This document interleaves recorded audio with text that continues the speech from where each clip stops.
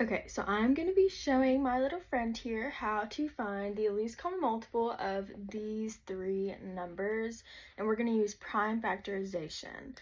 So we're going to have to factorize each of these numbers. So what we're going to do is we're just going to break them down. So 45, what times what equals 45? Well, when I think of 45, I think of 9 times 5. So we're going to do 9 and 5. You can just write it like that.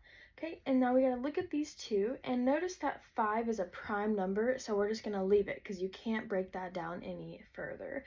But with 9, you can break this down to 3 times 3.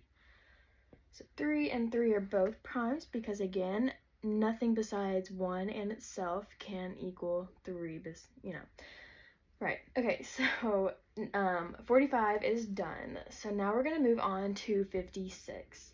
And what times what equals 56? Well, I think of 8 times 7. 8 times 7 is 56. So now we notice 7 is a prime number, but 8 is not. 8 can be broken down into 4 times 2. 2 is prime because, again, nothing can multiply besides 1 in itself to equal 2. But we gotta notice 4. 4 is not completely done yet, so we have to break 4 all the way down to 2 times 2.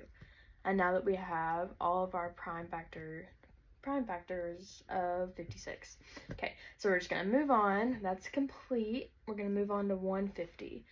And what times what equals 150? Well, if you like to think of like quarters, this is like quick and easy. If you have 4 quarters, it equals $1 or 100 cents, right?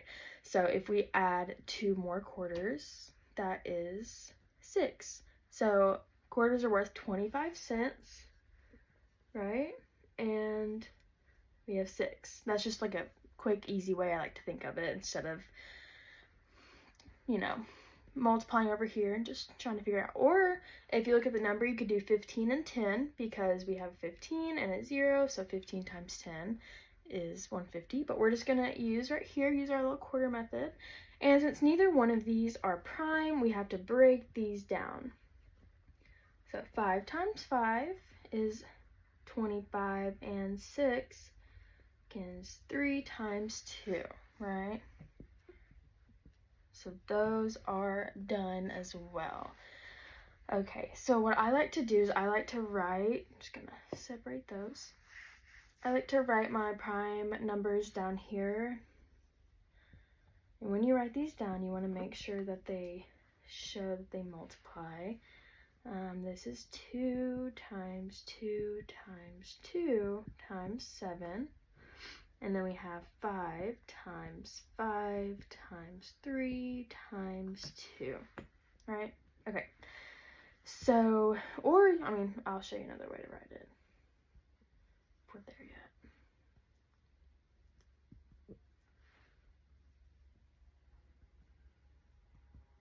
If you don't want to write it out all like that, you can do 3 to the second power, 2 to the third, 5 to the second.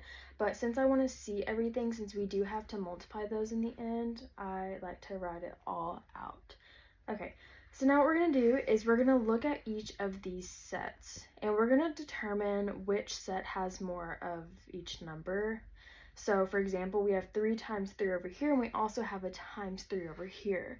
But since we have 2 3s, I'm just going to circle this. We're going to use 2 3s since it has more, and we're just going to mark that one out. So it's out of the way. We don't have to worry about it anymore.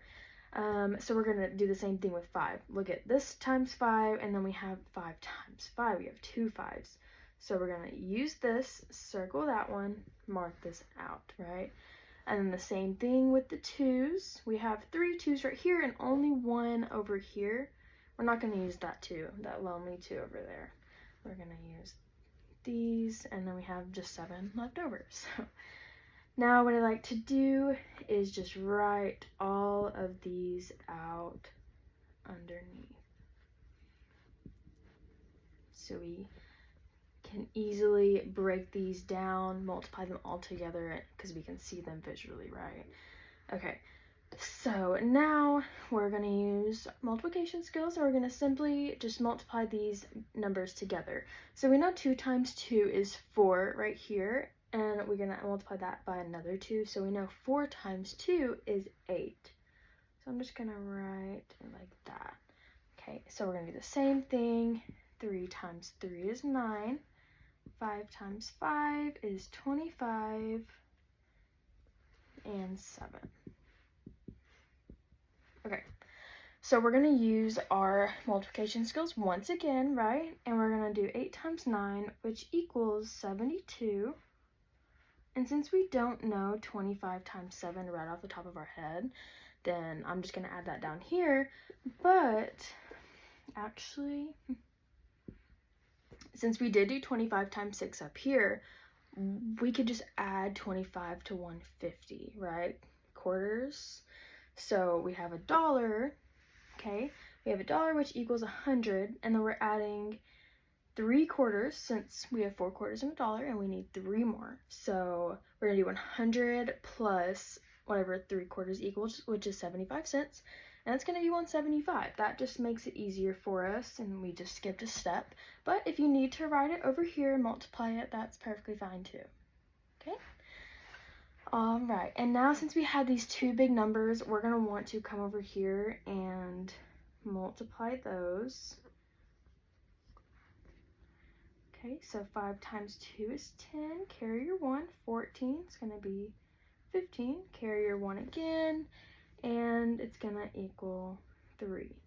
Okay, now we got to put the 0 down here. 5 times 7 is 35. Okay, and now we're going to do 7 times 7, which is 49, 50, 51, 52. We got to carry our 5 up here, and then 1 times 7 is 7, plus 5 is going to be 12. Let's run out of room. And then we just add the rest, so 6 and 12.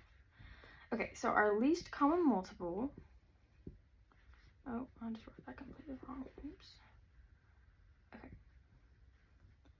Our least common multiple of 45, 56, and 150 is going to be 12,600. And that's how you use it, or do it using prime factorization. So, yeah.